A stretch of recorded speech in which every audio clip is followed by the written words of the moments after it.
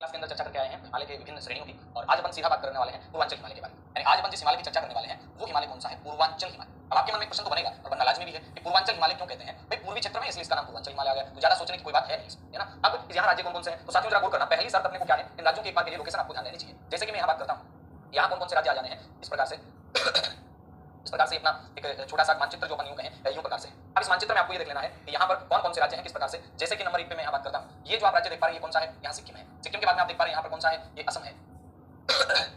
असम के बाद में आप देख पा रहे हैं ये कौन सा है? अरुणाचल प्रदेश है। अरुणाचल प्रदेश के बाद में ये वाला कौन सा है? तो ये नागालैंड है। नागालैंड के बाद में ये वाला कौन सा है? तो ये वाला मणिपुर है। मणिपुर के बाद में बात करते हैं तो ये वाला कौन सा है? मिजोरम है। मिजोरम के बाद में बात करते हैं अपन तो ये वाला कौन सा है? ये वाला त्रिपुरा है। और त्रिपुरा के बाद में यहाँ जो राज्य आ जाता है ये कौन सा? मेघालय। और इन तमाम राज्यों के अंदर जो फैला हुआ अपन यूं कहें कि पूर्वांचल हिमालय है, वो हिमालय कौन कौन सा है, कौन कौन से यहाँ पर पहाड़ियां आएंगी, कौन कौन से यहाँ पर चोटियां आएंगी, इन चीजों की अपन चर्चा करने वाले हैं। अगर देखिएगा साथियों, नदी विस्तार की अगर बात की जाती है सीधा सीधा तो नदी विस्तार में ये तीस्ता नदी यहाँ पर आती है, यहाँ पर ये ब्रह्मपुत्र नदी आती है। तो सीधा सीधा आपसे पूछे कि पूर्वांचल हिमालय का विस्तार है ये कहां से लेकर कहां तक है, तो आपका उत्तर क्या बनेगा? पूर्वांचल हिमालय का जो विस्तार है ये तीस्ता नदी से लेकर, कौन सी नदी से लेकर? तीस्ता नदी से लेकर और ये ब्रह्मपुत्र नदी तक है। कौन सी नदी तक है? तीस्ता नदी से लेकर और ब्रह्मपुत्र नदी तक। साथियों गौर करना, यहाँ पर हिमालय क्या करता है, इस प्रकार से हिमालय जा रहा है, जाने के बाद हिमालय यूं होता है, फिर हिमालय यूं आ जाता है। यहाँ पर ये जो हिमालय का बेंड लगता है इसे क्या कहते हैं? इसे कहते हैं हिमालय का अक्ष संघीय झुकाव। सीधा सा प्रश्न बन सकता है, ये हिमालय का कैसा झुकाव है? ये हिमालय का अक्ष संघीय झुकाव है। ये हिमालय का कैसा झुकाव है? तो अपना उत्तर आएगा ये हिमालय का अक्ष संघीय झुकाव है। चलो ठीक है, यहाँ पर हिमालय सेंटेक्सियल बेंड के रूप में मुड़ जाता है और बाद में उत्तर दक्षिण की ओर आपका इसका विस्तार हो जाता है। अब अपने को ये देखना है कि पूर्वांचल जो हिमालय है इस हिमालय में कौन कौन सी आपकी चोटियां हैं, कौन कौन सी यहाँ पर पहाड़ियां हैं। अगर मैं बात करता हूँ पूर्वांचल हिमालय में तो आपको याद इतना रख लेना है कि पूर्वांचल जो हिमालय वाला भाग है इस पूर्वांचल हिमालय के अंदर कौन कौन सी चोटियां आने वाली हैं। जैसा कि अपन यहाँ यूं देखते हैं, ये वाला पूरा का पूरा कौन सा हिमालय देख पा रहे हैं, ये वाला पूरा का पूरा पूर्वांचल हिमालय देख पा रहे हैं। यहाँ पर कौन कौन सी चोटियां आ जाएंगी तो मैं आपको बता, यहाँ पर आपको याद रखना है डापला नाम की चोटी आएगी। कौन सी आएगी? डापला। डापला यहाँ पर आनी है। इसके बाद में मिसमी यहाँ पर आनी है। डापला के बाद में मिसमी यहाँ पर आनी है। फिर पटकोई बुम आनी है। क्वेश्चन बनेगा कि पटकोई बुम पर्वत श्रेणी या फिर पर्वत श्रृंखला कहां पर है? अरुणाचल प्रदेश में। डापला मिसमी पटकोई बुम, डापला मिसमी पटकोई बुम आदि और भी है क्या? बिल्कुल है। जैसे कि आपका अबोर की पहाड़ियां हैं, ये भी किसमें आएंगी? ये भी इस पूर्वांचल का हिस्सा है। जैसे कि निसी की पहाड़ियां कहां पर आएंगी? ये भी पूर्वांचल का हिस्सा है। जैसे कि अपन बात करते हैं मोनक्को की पहाड़ियां हैं, ये भी किसका है? पूर्वांचल का हिस्सा है। और ये तमाम जो पहाड़ियां ये है कहां पर? अरुणाचल प्रदेश। अरुणाचल से जस्ट नीचे उतरते हैं तो आती है कौन सी श्रेणी? अपना उत्तर आएगा अरुणाचल से नीचे उतरते हैं तो एक श्रेणी आती है नागा श्रेणी। प्रश्न ये बनेगा कि नागा श्रेणी की सर्वोच्च चोटी कौन सी है? साथियों गौर करना, नागा श्रेणी की सर्वोच्च चोटी है ये सारामती है। प्रश्न बन सकता है नागा श्रेणी की सर्वोच्च चोटी कौन सी है तो अपना उत्तर आएगा नागा श्रेणी की जो सर्वोच्च चोटी है वो आपका सारामती है। नागा श्रेणी की सर्वोच्च चोटी कौन सी है तो अपना उत्तर आएगा नागा जो श्रेणी है इसकी सर्वोच्च चोटी सारामती है। सारामती इसकी सर्वोच्च चोटी है। तो इसके बाद में अब नागा श्रेणी के बाद यहाँ पर एक श्रेणी और आ जाती है जिसका नाम आ जाता है बरेल श्रेणी। अब नागा श्रेणी तो चूंकि कहां पर है? नागा श्रेणी कहां पर है? नागालैंड में होगी। लेकिन आपसे ये पूछा जाए कि बरेल श्रेणी का विस्तार कहां पर है और फिर आपसे कहा जाए बरेल श्रेणी का विस्तार कहां पर, तो मैं आपको बताऊं बरेल श्रेणी का विस्तार मणिपुर के अंदर भी आ जाता है। बरेल श्रेणी का विस्तार है ये नागालैंड के अंदर भी आ जाता है। यानी ये मणिपुर और नागालैंड इन दोनों के अंदर आपका कौन सी श्रेणी? बरेल श्रेणी है। क्योंकि मणिपुर की जो पहाड़ियां हैं इनको लामा टोल की पहाड़ियां भी कहा जाता है। सीधा सा क्वेश्चन बन जाएगा कि मणिपुर की जो पहाड़ियां हैं, यही लिख देता हूं मैं, मणिपुर की जो पहाड़ी हैं इन मणिपुर पहाड़ियों को क्या कहते हैं? मणिपुर जो पहाड़ी हैं इनको लामा टोल की पहाड़ी भी कहते हैं। लामा टोल की पहाड़ी। सीधा सा क्वेश्चन है मणिपुर की पहाड़ियों को क्या नाम से जाना जाता है तो अपना उत्तर आएगा मणिपुर की पहाड़ियों को लामा टोल की पहाड़ियों के नाम से भी जाना जाता है। ये नागालैंड आ गया, मणिपुर आ गया, नीचे मिजोरम आएगा। मिजोरम आएगा तो याद रखना क्वेश्चन बने आपका मिजो श्रेणी कहां है? मिजो श्रेणी कहां है तो अपना उत्तर आएगा मिजोरम केंद्र है। लुसाई श्रेणी कहां है तो अपना उत्तर आएगा लुसाई श्रेणी भी कहां है? ये भी आपका मिजोरम केंद्र है। मिजो श्रेणी कहां? मिजोरम में। लुसाई श्रेणी कहां पर है तो भी आपका उत्तर आएगा मिजोरम केंद्र है। और यहां आपको याद रखना है इस मिजो श्रेणी और लुसाई श्रेणी के अंदर यहां पर एक चोटी भी आपको याद रख लेनी है कि ब्लू माउंटेन। कौन सी माउंटेन है? ब्लू माउंटेन चोटी है। ये आपका कौन से हिमालय में आती है? पूर्वांचल हिमालय में। कौन से राज्य में आती है तो अपना उत्तर क्या बनेगा? ये आपका मिजोरम के अंदर ही आती है। फिर प्रश्न बनेगा कि आपका कसारी रेंज कहां पर है? कसारी रेंज कहां पर है तो आपका उत्तर आएगा कसारी रेंज है ये आपका मिजोरम के अंदर ही है। तो मैं यहां पर लिख देता हूं कसारी रेंज। कसारी जो रेंज है ये भी कहां पर है? कसारी रेंज। तो अपना उत्तर आएगा कि कसारी जो रेंज है ये भी आपका कहां है? ये भी आपका मिजोरम के अंदर है। मिजो श्रेणी मिजोरम में है, लुसाई श्रेणी मिजोरम में है, कसारी रेंज मिजोरम के अंदर है। अब बात करते हैं कि जो अपना त्रिपुरा आता है इस त्रिपुरा के अंदर कौन कौन सी आपकी पर्वत श्रेणियां आ जाती हैं। तो जरा गौर करेंगे त्रिपुरा के अंदर कौन कौन सी पर्वत श्रेणी आ जाती हैं। तो इसके अंदर आपको ध्यान ये देना है त्रिपुरा में जैसे कि आपका सूरमा वैली आ जाती है। मैं यहां लिख देता हूं त्रिपुरा में कौन सी वैली आ जाती है? त्रिपुरा के अंदर आपका सूरमा वैली आ जाती है। आपका उत्तर बनेगा त्रिपुरा में कौन सी वैली आ जाती है? त्रिपुरा में सूरमा वैली आ जाती है। त्रिपुरा के अंदर अथारा मूरा श्रेणी आ जाती है। त्रिपुरा में कौन सी श्रेणी आ जाती है? अथारा मूरा श्रेणी भी कहां जाती है? त्रिपुरा के अंदर आ जाती है। और त्रिपुरा की ही बात करें अपन तो शेख तियांग भी कहां आती है? शेख तियांग भी त्रिपुरा में आती है। और त्रिपुरा की ही बात करें अपन तो जंपे तियांग भी कहां जाती है? जंपे तियांग भी आपका कहां जाती है? त्रिपुरा के अंदर। सूरमा वैली कहां पर? त्रिपुरा में आ जाती है। अथारा मूरा श्रेणी कहां पर आ जाती है? त्रिपुरा में आ जाती है। शेख तियांग कहां पर आती है? त्रिपुरा में आती है। जंपे तियांग कहां पे आती है? तो भी अपना उत्तर आएगा त्रिपुरा के अंदर ही।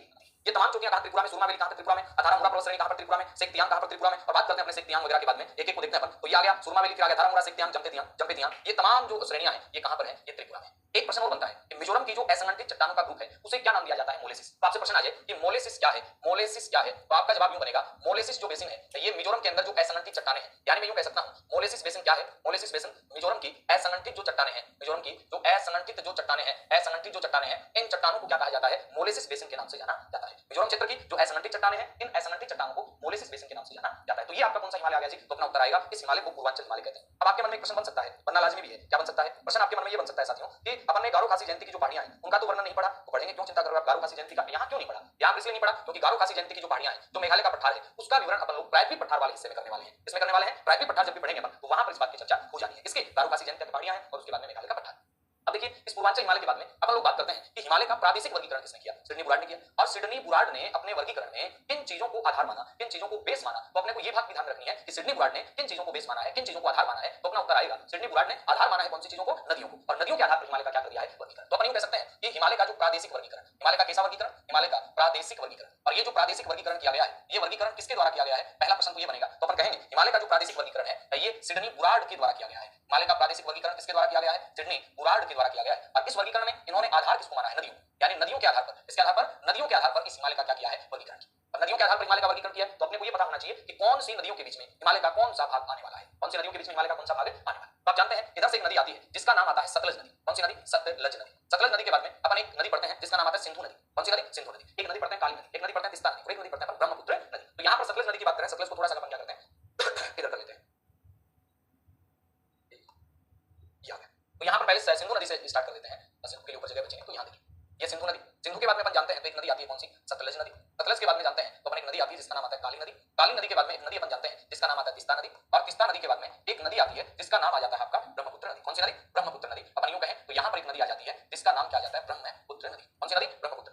अब इन नदियों के बीच में हिमालय के भाग हैं और उसी आधार पर इनके नाम रखें। क्या क्या नाम है जी? जरा गौर करना। सिंधु और सतलज नदी इनके बीच में जो हिमालय है, इस वाले पार्ट को क्या कहा जाता है? इस वाले पार्ट को कहा जाता है कश्मीर हिमालय। इस वाले पार्ट को कौन सा हिमालय कहते हैं? तो अपना उत्तर आएगा इस वाले पार्ट को कहा जाता है कश्मीर हिमालय। उसके बाद में प्रश्न बनेगा ये कश्मीर हिमालय है जो कि इसे ही पंजाब हिमालय भी कहा जाता है, इसे कश्मीर हिमालय भी कहा जाता है और इसे अपन क्या कहते हैं? पंजाब हिमालय भी कहते हैं। इसके बाद सतलज और काली, इन दोनों के बीच में जो हिमालय है, इस वाले हिमालय को क्या कहते हैं? इसे कहते हैं हुमायूं हिमालय। कौन सा हिमालय? हुमायूं हिमालय इसे कहा जाता है। हुमायूं हिमालय के बाद में काली और तिस्ता नदियों के बीच में ये जो हिमालय फैला हुआ है इसे नाम दिया जाता है नेपाल हिमालय। इस वाले हिमालय को क्या नाम दिया जाता है? नेपाल हिमालय। और उसके बाद तिस्ता नदी जो है तिस्ता से लेकर ब्रह्मपुत्र तक, तिस्ता से लेकर कहां तक? ब्रह्मपुत्र नदी तक, इस वाले हिमालय के पार्ट को क्या नाम दिया जाता है? तो अपना उत्तर आएगा इस वाले हिमालय के पार्ट को नाम दिया जाता है असम हिमालय। अब आपको तो केवल एक बात ध्यान रखनी है और वो ये रखनी है कि इन चारों में से आपको कौन सा पार्ट है वो सबसे बड़ा, सबसे विस्तृत दिखाई दे रहा है। क्या आपको कश्मीर हिमालय बड़ा लगता है? क्या आपको हुमायूं हिमालय बड़ा लगता है? क्या आपको नेपाल हिमालय बड़ा लगता है? क्या आपको असम हिमालय बड़ा लगता है? इन चारों में आपको जो सबसे बड़ा पार्ट लगता है उसको छांटना है। तो आपके मन में एक अच्छा प्रश्न बन ही जाएगा कि इन चारों के अंदर जो हमें लग रहा है वो तो नेपाल हिमालय लग रहा है। अपन एक एक को जान लेते हैं, देख लेते हैं अपन कौन सा है वो कितना है। तो सबसे पहले कश्मीर हिमालय की बात करेंगे अपन, तो ये 560 किलोमीटर है। कश्मीर हिमालय कितना है? तो आपका उत्तर आएगा ये 560 किलोमीटर है। उसके बाद में अपन बात कर लेते हैं हुमायूं हिमालय कितना है? ये 320 किलोमीटर है लंबा। उसके बाद में बात कर लेते हैं नेपाल हिमालय कितना है? तो ये 800 किलोमीटर लंबा है। और नेपाल हिमालय के बाद अपन असम हिमालय की बात कर लेते हैं तो ये लगभग 750 किलोमीटर लंबा है। कई जगह आपको है वो 720 में मिल जाएगा, तो ये कोई ज्यादा कोई मेजर बात नहीं है कि 720 क्यों मिला। यहाँ पे अपने को बात याद ये रखनी है कि हिमालय का कौन सा भाग, हिमालय का कौन सा भाग है जो सबसे ज्यादा विस्तृत है, सबसे ज्यादा लंबा है। तो अपना उत्तर आएगा नेपाल जो हिमालय है वो सबसे ज्यादा विस्तृत या लंबा है। यहाँ बात याद करनी, सिंधु नदी, सिंधु और सतलज के बीच में कश्मीर हिमालय या पंजाब हिमालय है। इसके बाद में सतलज और काली के बीच में हुमायूं हिमालय है। काली और तिस्ता के बीच में नेपाल हिमालय है। और तिस्ता और अपने ब्रह्मपुत्र के बीच में पूछा जाए असम हिमालय। ये वर्गीकरण कैसा वर्गीकरण है? ये प्रादेशिक वर्गीकरण है। प्रादेशिक वर्गीकरण किया किसने? दिया किसने? तो अपना उत्तर आएगा सिडनी बुराड महोदय ने प्रादेशिक वर्गीकरण दिया। चार इन्होंने पार्ट किए 5 नदियों के आधार पे, 5 नदियां और सिंधु सतलज काली तिस्ता और ब्रह्मपुत्र। अब अपन क्या करते हैं एक एक पार्ट को लेकर चलेंगे, कौन से पार्ट की अपन बात करने वाले हैं इसके अपन लोग अभी चर्चा करें। तो देखिएगा सबसे पहले अपन लोग चर्चा करेंगे कश्मीर हिमालय या पंजाब हिमालय की। तो आप एक बार के लिए इसको आप लिख सकते हैं, फिर अपन आगे चलते हैं, ठीक है। अच्छा अब देखिएगा इसके अंदर अपने को याद रखना है, ठीक है, कश्मीर हिमालय या पंजाब हिमालय। सबसे पहले अपन बात करते हैं कौन से हिमालय की? कश्मीर हिमालय या फिर पंजाब हिमालय। कश्मीर हिमालय या फिर इसे अपन क्या नाम देते हैं? इसे अपन नाम देते हैं पंजाब हिमालय।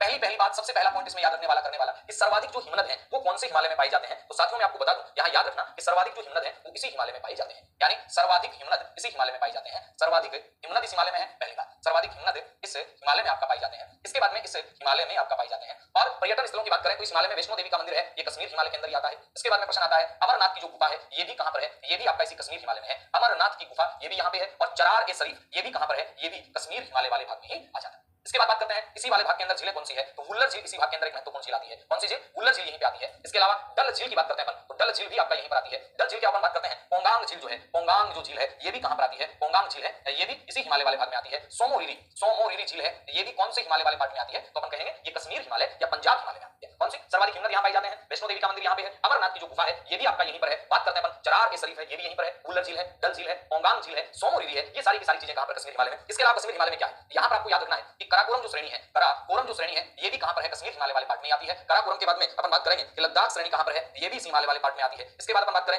जास्कर श्रेणी कहां है, ये भी इसी वाले पार्ट में आती है। इसके बाद अपन बात कर रहे हैं कि पीर पंजाल श्रेणी कहां है, तो भी अपना उत्तर आएगा पीर पंजाल जो श्रेणी है ये भी हिमालय के इसी वाले पार्ट में आती है। इस हिमालय में अगर आपसे पर्वत चोटी पूछी जाए, इस हिमालय में अगर आपसे पर्वत चोटी पूछी जाए तो आप क्या कहेंगे, नगा पर्वत कहेंगे। कौन सा पर्वत कहेंगे, नगा पर्वत कहेंगे। और अगर यहां पर आपसे घाटियां पूछ ली जाए, घाटियां अगर आपसे पूछ ली जाए तो यहां पर आपका कश्मीर घाटी आ जाएगी। कौन सी घाटी आ जाएगी, कश्मीर घाटी यहां पर आपका आ जाएगी। अब जरा गौर करना, ये वाला वर्गीकरण कौन सा वर्गीकरण है, ये वाला वर्गीकरण जरा गौर करना मेरी बात पर। अब आपके मन में प्रश्न बन सकता है कि वहां तो अपन ने फ्रांस हिमालय में 3 पढ़े थे, कराकोरम लद्दाख जास्कर, यहां कश्मीर हिमालय में पूरा पढ़ रहे हैं। तो भाई साहब ये वर्गीकरण नदियों के आधार पर है। कश्मीर हिमालय का सिंधु नदी से लेकर सतलज नदी तक है और सतलज नदी है ये हिमाचल प्रदेश के अंदर तक आती है। इसके इधर ही कुल्लू कांगड़ा की घाटियां रह जाती हैं। तो कुल्लू कांगड़ा की घाटियां अपन हिमाचल प्रदेश में पढ़े, लेकिन अगर इस हिमालय की बात करेंगे तो कुल्लू कांगड़ा की घाटियां कश्मीर हिमालय का भाग आ जाएंगे। अगर अपन लद्दाख की बात करें, जास्कर की करें, पीर पंजाल की बात करें, वो तमाम इसी वाले हिमालय में शामिल कर ली जाती हैं। तो अपने बात करेंगे यहां पर क्या बात करें, अपने इस वाले पार्ट में बात करेंगे कि नगा पर्वत यहां की क्या है, महत्वपूर्ण चोटी है। नगा पर्वत यहां की महत्वपूर्ण चोटी है। तो यहां मैं आपको बता दूं घाटियां कौन कौन सी हैं यहां पर, या फिर इस वाले भाग के अंदर कश्मीर घाटी आ जाती है, इस वाले भाग के अंदर आपका कुल्लू कांगड़ा घाटी भी आ जाती है। प्रश्न बना कश्मीर घाटी कौन से भाग में आती है, इसी भाग में आती है। कुल्लू कांगड़ा घाटी है ये भी इस वाले पार्ट में ही आ जाती है। तो इनको आप नोट करें, उसके बाद अपन आगे चलते हैं। ठीक है, ये कौन से हिमालय की बात अपन लोग कर रहे हैं, ये अपन लोग चर्चा कर रहे हैं कश्मीर हिमालय की, या फिर अपन कहें पंजाब हिमालय की अपन लोग चर्चा कर रहे हैं। इसके बाद में नेक्स्ट नंबर पे अपन बातचीत करेंगे हुमायूं हिमालय की बातचीत करेंगे। ठीक है, इसके अंदर हुमायूं हिमालय में क्या क्या चीजें आपको आने वाली हैं, यहाँ कौन कौन सी चोटियां आपको आने वाली हैं, यहाँ कौन कौन से पर्यटक स्थल आपके आने वाले हैं। ठीक है, तो एक बार इसको नोट कर लीजिएगा, फिर अपन आगे चलते हैं और अपन बातचीत कर लेते हैं कौन से हिमालय की, हुमायूं हिमालय की अपन लोग बातचीत कर लेते हैं। ठीक है, अच्छा चलें आगे चलते हैं।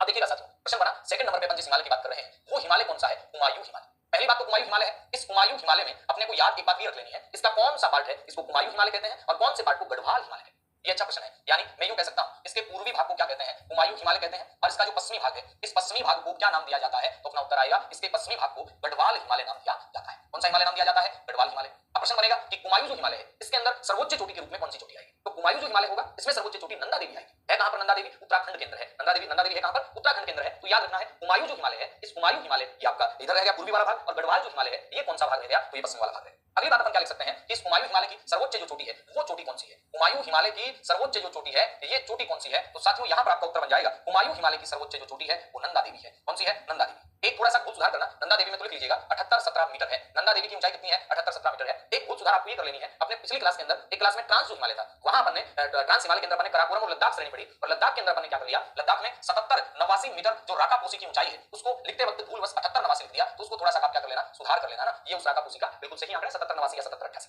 इसके बाद अपन बात करते हैं नंदा देवी 78-17 मीटर, ये क्या है, ये यहाँ की सर्वोच्च चोटी है। अब क्या नंदा देवी ही है क्या, नहीं, नंदा देवी के अलावा भी बहुत सारी हैं, जैसे कि यहाँ पर त्रिशूल आती है, कामेट आती है। ये त्रिशूल और कामेट जो है ये इसी की है। त्रिशूल की बात कर लें अपन चाहे कामेट की बात कर लें ये यहीं की है, अपन चाहे बद्रीनाथ की बात कर लें ये भी यहाँ का है, अपन चाहे केदारनाथ की बात कर लें ये भी इसी हिमालय की चोटी है। यानी बद्रीनाथ है, केदारनाथ है, ये सारे इसी हिमालय की चोटियां। इसके बाद में इस हिमालय में पर्यटक स्थल कौन कौन से आते हैं, अगर मैं पर्यटक स्थलों की यहाँ बात करता हूँ इस वाले भाग में पर्यटक स्थल बहुत सारे आते हैं, जैसे कि फूलों की घाटी आता है, हेमकुंड साहिब आता है। जैसे कि मैंने क्या कहा, फूलों की घाटी कहां पर आता है, तो अपन कहेंगे इसी हिमालय वाले भाग में आता है। कौन से हिमालय में, हुमायूं हिमालय में फूलों की घाटी आता है। यहीं पर इस वाले भाग में ही हेमकुंड साहिब आता है। कौन से साहिब आते हैं यहाँ पे, हेमकुंड साहिब आते हैं। इसके अलावा जो अपन लोग पढ़ के आए हैं, चाहे नैनीताल की बात आती है, चाहे आपका रानी खेत की बात आती है, नैनीताल के बाद रानी खेत की चाहे बात आती है, नैनीताल की बात करें, रानी खेत की बात करें, चाहे अपन अल्मोड़ा की बात करते हैं, चाहे अपन मसूरी की बात करते हैं, अल्मोड़ा की बात कर लें, चाहे अपन मसूरी की बात करें, तो ये भी किसमें आ जाएंगे, ये भी आपका हुमायूं हिमालय में आ जाएंगे। और कौन सी चीज है, फूलों की घाटी, बागेश्वर भी आपका यहाँ का आपका मुख्य पर्यटन स्थल आता है बागेश्वर, तो ये आपका कहां पर है, एक हुमायूं हिमालय में फूलों की घाटी आ जाता है, हेमकुंड साहिब यहाँ पर आ जाता है, इसके बाद नैनीताल यहाँ पर आ जाता है, रानी खेत यहाँ पर आ जाता है, अल्मोड़ा है, मसूरी है, बागेश्वर है, ये सारे के सारे स्थल हैं। ये कौन से हिमालय में आ जाते हैं, हुमायूं हिमालय में। सर्वोच्च चोटी कौन सी है, नंदा देवी है। गढ़वाल हिमालय इसका कौन सा भाग है, तो अपना उत्तर आएगा इसका जो पश्चिमी भाग है, इस पश्चिमी भाग को क्या कहा जाता है, गढ़वाल हिमालय, और इसका जो पूर्वी भाग है इस पूर्वी भाग को क्या कहा जाता है, तो अपना उत्तर आएगा हुमायूं हिमालय। सर्वोच्च चोटी देख ली तो फटाफट लिखिएगा, और फिर अपन क्या करते हैं आगे चलते हैं। इसी वाले हिमालय में आप लिख लीजिएगा कि पंचप्रयाग पाए जाते हैं। इसी वाले हिमालय में पंचप्रयाग इसी वाले हिमालय में है, यहाँ मैं लिख देता हूँ पंचप्रयाग इसी हिमालय में है,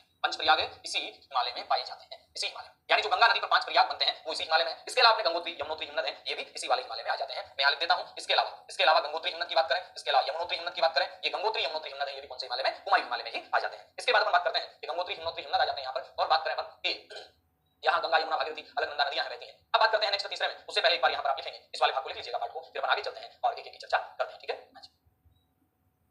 चलिए आगे चलते हैं। यहाँ देखिएगा अपने को याद रखना है क्या कि जिसे अपन असम हिमालय कहते हैं, तीसरे नंबर पे कौन सा हिमालय आ रहा है, तो अपना उत्तर आएगा तीसरे नंबर पर अपन जिस हिमालय की बात कर रहे हैं वो हिमालय है असम हिमालय।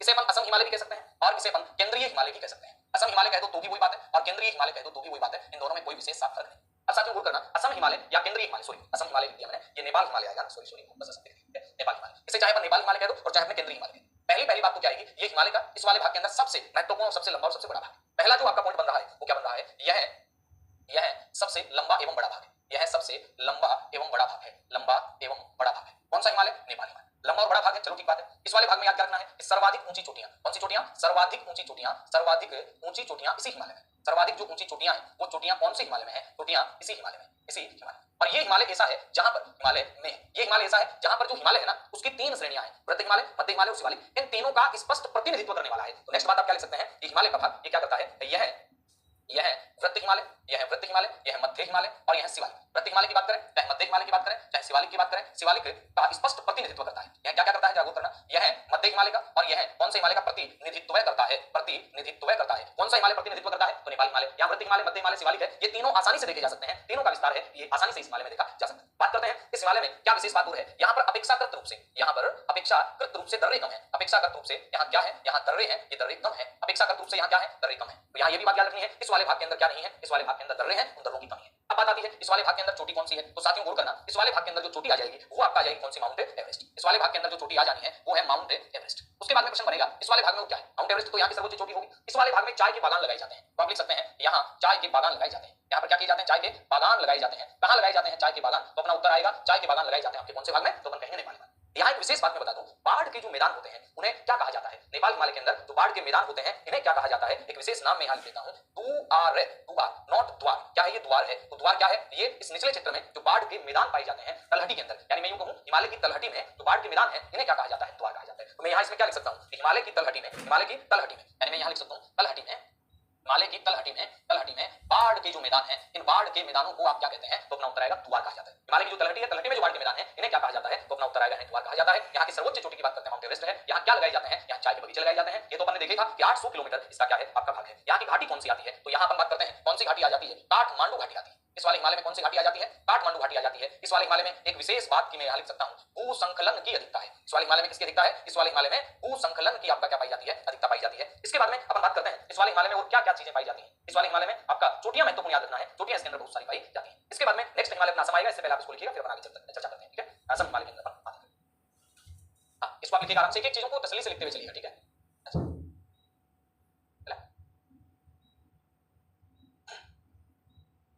अब अपन बात करते हैं आगे असम हिमालय। असम हिमालय में आपको क्या देखना है, असम जो हिमालय है ये हिमालय का दूसरा बड़ा भाग है। असम हिमालय क्या है, हिमालय का दूसरा बड़ा भाग है। असम हिमालय में आपको एक बात याद रख लेनी है, यह है हिमालय का दूसरा बड़ा भाग है, पहली बात यह है हिमालय का दूसरा बड़ा भाग, यह है क्या है, यह है हिमालय का दूसरा बड़ा भाग है, यह है हिमालय का दूसरा बड़ा भाग है। कौन सा है हिमालय का दूसरा बड़ा भाग, तो अपना उत्तर आएगा हिमालय का दूसरा बड़ा भाग है। ये इस वर्गीकरण के अनुसार कौन सा है, असम हिमालय।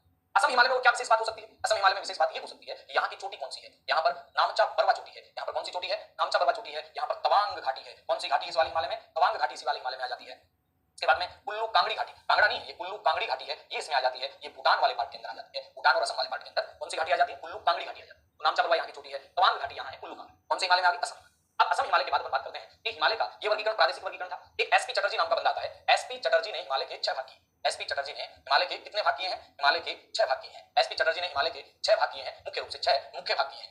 6 इन्होंने क्या किए हैं, मुख्य भाग किए। नंबर 1 पे एसपी चटर्जी ने क्या कहा, नंबर 1 पे एसपी चटर्जी ने कहा कश्मीर हिमालय। नंबर 1 पे एसपी चटर्जी ने क्या नाम दिया, नंबर 1 पे एसपी चटर्जी ने नाम दिया कश्मीर हिमालय। नंबर 2 पे एसपी चटर्जी ने कहा हिमाचल हिमालय, हिमाचल हिमालय। इसके बाद एसपी चटर्जी ने कहा नंबर 3 पे हुमायूं हिमालय। कौन सा हिमालय, हुमायूं हिमालय। हुमायूं हिमालय के बाद अपन बात करते हैं तो एसपी चटर्जी का हिमालय आता है केंद्रीय हिमालय। हुमायूं हिमालय के बाद में आगे चले तो कौन सा हिमालय, जैसे नेपाल हिमालय कहते हैं ना, एसपी चटर्जी ने इस वाले हिमालय को नाम क्या दिया, केंद्रीय हिमालय। और जैसे ही अपन आगे चलते हैं केंद्रीय हिमालय के, तो एसपी चटर्जी का एक हिमालय का वर्गीकरण आ गया जिसे अपन कहते हैं असम हिमालय। कौन सा हिमालय कहते हैं, असम हिमालय कहते हैं। और असम हिमालय के बाद एक और आ जाता है जिसे कहा जाता है पूर्वांचल हिमालय। कौन सा हिमालय कहा जाता है, पूर्वांचल हिमालय। तो ये अपन ने चर्चा की आज हिमालय के कौन से प्रकार की, तो अपन कहेंगे अपन ने पूर्वांचल हिमालय पढ़ा कंप्लीट। पूर्वांचल हिमालय में चोटियों के नाम पढ़े, कहां कहां कौन कौन सी चोटियां हैं। हाँ ये वर्गीकरण जो आप देख पा रहे हैं, सीधा सा क्वेश्चन आ जाएगा कि एसपी चटर्जी का ये वर्गीकरण आता कब है, तो आपका उत्तर बन जाएगा एसपी चटर्जी का ये वर्गीकरण 1973 के अंदर आ जाता है। कब आता है, 1973 के अंदर। अपन ने यहाँ पर एसपी चटर्जी का वर्गीकरण पढ़ा, सिडनी बुलाट का वर्गीकरण पढ़ा, अपन ने पूर्वांचल हिमालय को जाना। नेक्स्ट क्लास में अपन लोग ये जानेंगे कि जो हिमालय है, इस हिमालय की अपन लोग बात करें, इसके विस्तार की, इसकी स्थिति की, इसके महत्व की, इसका क्या इंपोर्टेंस है, हिमालय अगर ऐसे नहीं होता तो क्या होता, इन तमाम चीजों की अपन चर्चा करने वाले हैं कब, अगली क्लास के अंदर। तब तक के लिए अलविदा, मिलते हैं जल्दी अगली क्लास में। जय हिंद।